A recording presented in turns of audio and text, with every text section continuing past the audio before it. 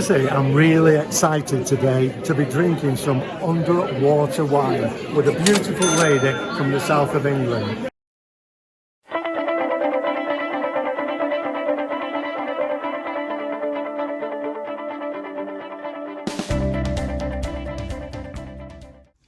Ciao folks, it's Nick here from the Amphora Annals and welcome to our first ever YouTube video. Yes, we are the Amphora Annals, a father and son team, a historian and a sommelier, trying to get to the bottom of ancient grape varieties and the wine regions behind them. We'll be having interviews with wine importers, winemakers, winery owners, and industry legends as we try to get to the bottom of what made civilization enjoy alcohol and wine so much. But we'll also be doing spirits and beer, so please feel free to like and subscribe, and hopefully we'll have much more videos for you coming soon. Ciao, ciao.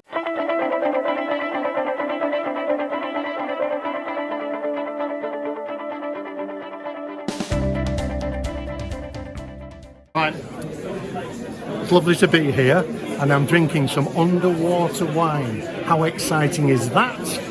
With a beautiful lady from the south of England who's going to explain it all to Amphora Annals. Hello, hi. I just want to talk to you about these amazing underwater wines. So at the moment we have two underwater wines here. We have a Sea Legend, which is 100% Viognier from Tarragona, so northeast Spain. It's aged in small French oak barrels for 12 months. And then it's submerged under the sea, 20 meters below sea level, for another 12 months. They only produce 360 bottles of this wine. It's very textured. It's like nothing else you will ever try. It's a little bit like a natural orange wine, but it really, really does depict the grape variety that it has. We also have a Sea Souls, which is 100% Syrah. And this is aged for 4 months under the ocean. So what that does, 20 meters below sea level, it condenses all the flavors and the fruit of the wine. It also speeds up the aging process. So something that you would age for maybe 2 years, you only have to age for 6 months. Absolutely fantastic. That's absolutely good.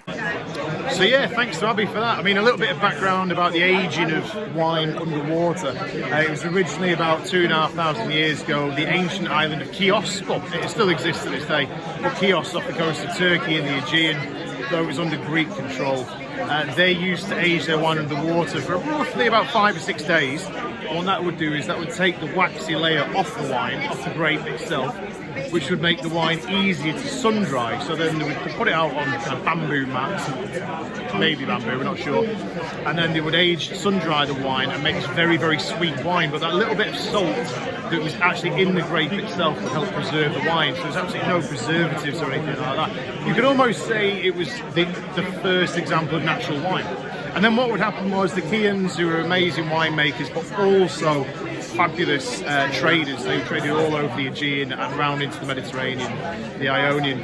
They would trade with many different islands who got the idea that, you know, that's a really fascinating way of making wine. So one example is the island of Elba off the coast of Italy. The Chians and the Albans, there we go, I need to track that one, but they would do trade.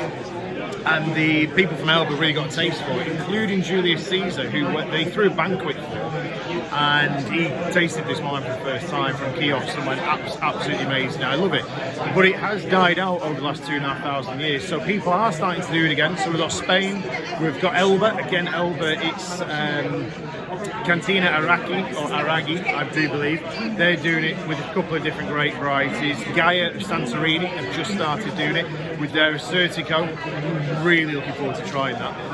But yeah, happy days. So this Syrah looks fabulous, really deep colour, typical Syrah kind of colour. The red around the edges. Smells like Syrah, smells peppery, smells dark fruit. On the palate, not as funky as the white version, but absolutely delicious. It's got a real bite to it, a little bit of salinity. Just a fantastic wine, really, really good. I mean, these aren't cheap, but you are getting bang for buck and something that is pretty unique. So, hope you enjoyed that, and yeah, speak to you in a second. Bye-bye.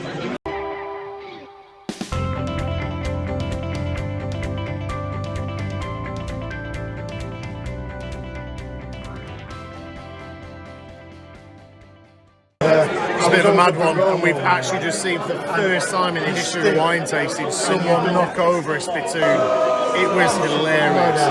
And my bank, which I'll not tell you the name of that company, is the floor below. It's just got soaked.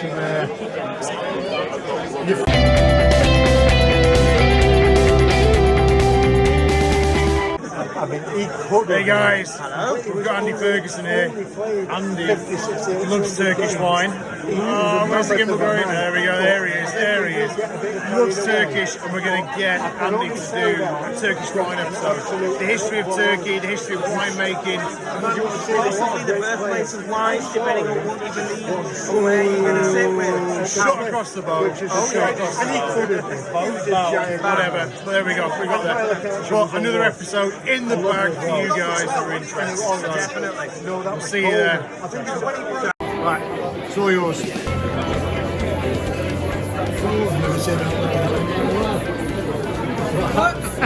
spilled most of it on the floor. In fact, I saw that 5 minutes ago. Yeah, no. Chin chin, shackling. What it does is it